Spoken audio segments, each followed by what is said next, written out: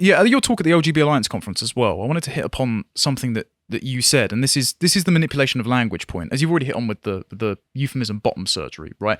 That does dichotomize it as, oh, you're half complete, you've still got to go a long way, so it's still setting you down there. One of the things that really resonated with me as someone who couldn't understand it but was listening to your testimony, and that's why I've asked you on, was you recontextualized it not as detransitioning or trans regret, but trans grief. Yeah. And that hit home because it was almost like you were mourning the person not only that you used to be, that felt incomplete because you felt the need to pursue this as a solution in the first place, but obviously as well, the potential person that you could have gone on to live as normally, and hopefully you still will, mate, but without that medical intervention. So is it possible to unpack that? I don't know if that's too nebulous. So I think when you go through all of this and you get through the other end and realize you didn't need to. That's the grief I'm talking about. It was like, I have fucked my life for nothing then. That's the grief. It's like I have ripped off a body part for nothing. I have ruined my immunity system and endocrine system for nothing. That is the grief I'm talking about. And it's like, it's not grieving the time where it was good. And there were times in transition where it was good, definitely. Otherwise, I wouldn't have transitioned for as long as I did. You know, it was like 8 years I was trans. And there were definitely good bits, but there were, especially after surgery, it was getting worse and worse and worse. And you're just thinking, what have I done? Like, this is the grief. The grief is the grief of your own sort of naivety as well, of thinking that when you did this, as you said, you'll become whole. You become that new entire person that was promised. You know, this idea that was gifted to you before you didn't even realize it existed until somebody tell you about it. And then you realize actually that was all a bunch of bullshit. And in fact, the issues are different. And I need to be careful here because a lot of I get my way from trans activists as well. You confuse gender dysphoria. And I'm like, no, I didn't actually.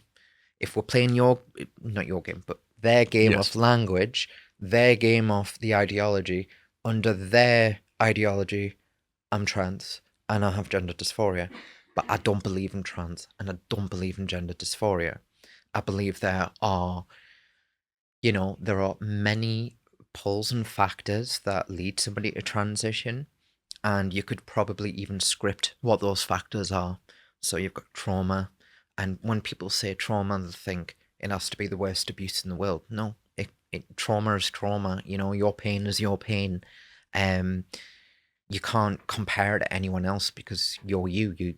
You know, what's really bad to you might be not so bad to someone else, of the opposite direction. Do you know what I'm saying?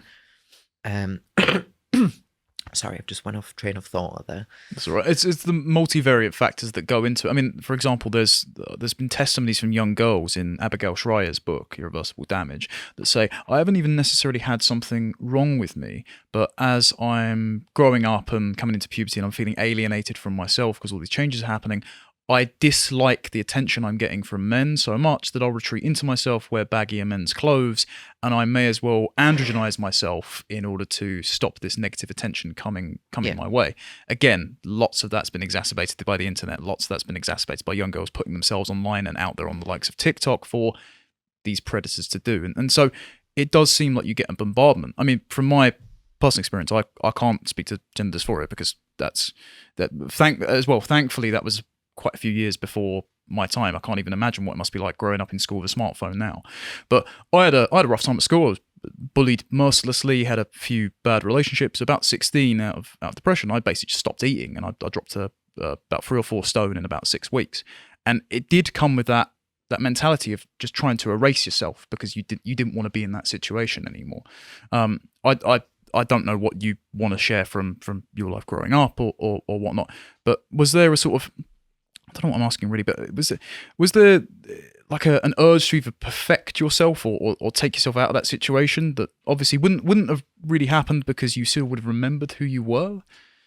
So again, it's this idea that you don't become you're becoming someone else. Yeah. So the language is so bizarre because you hear people who are discovering their new identity and and they talk about it as if it's somebody else. Like, I wonder what she likes. I wonder what, and Mm. it's very much of a character creation that you're creating, and you become this idealistic character. And it's like, of course, you feel better because you're only the good bits. And whenever you mention anything bad, or what about all the stuff you went through? Oh no, that was someone else. That was long ago. And you can see it's a protective measure as well. It's the highest form of dissociation because you're literally becoming another person. And it's also the buyer's remorse of lots of people, especially trying to ice out the detransitioners, which I don't know how you feel about that term, I suppose in a minute, from their stories from the experience. It's like misery loves company. They don't want to admit to themselves that they would be forced to go back to being their actual authentic selves because they've constructed this fantasy person who they're constantly chasing, trying to be in their heads. Yeah. Yeah, it is, and it's very much sort of a little bit of a sunk cost fallacy as well, because a lot of people have given a lot of stuff up in their life too, and relationships have ended. They might have financially been implicated. There could be many factors that keep them in, but the biggest thing that keeps people in is other trans people, because there's this pull and push thing going on. So when I'm having doubts, or when I was having doubts, and I would bring those doubts up to somebody else, much like in a religion, like, I'm losing my faith in God, right? They'd be like, talk to the priest. Okay, so you go talk to the priest and you feel miles better because they said something very warm and kind, and they mentioned God and Jesus, and all of a sudden you believe her again. And that's exactly what happens. And when you're feeling great, you are essentially the priest who does confession for the other trans people who are miserable. So when you're good, you pull people in, and when you're bad, other people pull you in. It's like the sacrament of recruitment. Yeah, it is. Yeah. Okay. Moving on slightly then, I suppose going back to the sort of timeline of surgery and that, can you talk a little bit about not just the complications, but your road to recovery ever since? Or Yeah. So I'm still, I say still, every 2 to 5 years, I'm gonna have to get a surgery for urethral dilation. So this is for life now. Yeah. Like, I'm gonna have to get surgery every couple of years, and I'm waiting for that so I can pay again. It hasn't got to the point of extreme pain yet, but I can feel like it's getting there. At the minute, it takes a long time to empty my bladder. Like, no matter how much I really want to go to the toilet, it just kind of, I'm squeezing as hard as I can. I do pelvic exercises, and it just dribbles out, and it's fucking agony. And I know that's going to get worse, but I'm hoping the urethral dilation, which sounds awful, fixes it. But I know others who have gone through it, and sometimes it makes it worse. It's literal pain in the backside. In terms of hormones, I'm on both estrogen and testosterone. And the choices I was given is either full estrogen or full testosterone. And the endocrinologist, this is an endocrinologist, lead endocrinologist, said to us, he said, if you want to be Abby, which was my trans name, you take estrogen. If you want to be Richard, you take full testosterone. And I said, that's not how it works. no. I was like, I'm male, right? And even if I wanted to take estrogen, I'm sure I would still need testosterone, and vice versa, right? So he talked about the process for aromatization, which is where for testosterone, normally about 20% in your body fat converts to estrogen anyway, which is why a lot of people don't need the estrogen top-ups. But that only really works better if you've still got your gonads, because lo and behold, your gonads like serve other functions, you know? They regulate your endocrine system, they help regulate hormones too. And it's such a huge attack on your body when you don't have anything to regulate that. So illness happens, like get infections, not just down there but in my body. Like, I've noticed I get a lot more spots and stuff like that. And Is your immune system just weakened overall? yeah, completely. Right. It's totally fucked.